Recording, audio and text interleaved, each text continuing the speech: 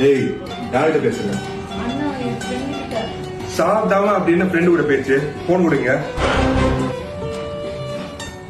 Hello, யார் பேசுறது? Hello, நான் பூஜா பேசுறேன்.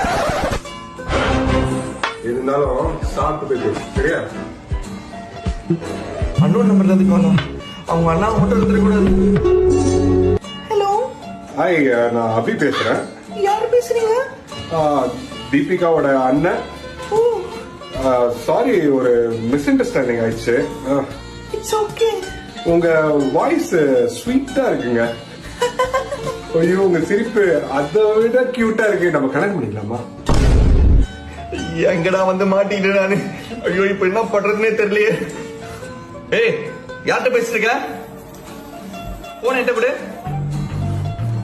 ஹலோ, யார் பேசுறது?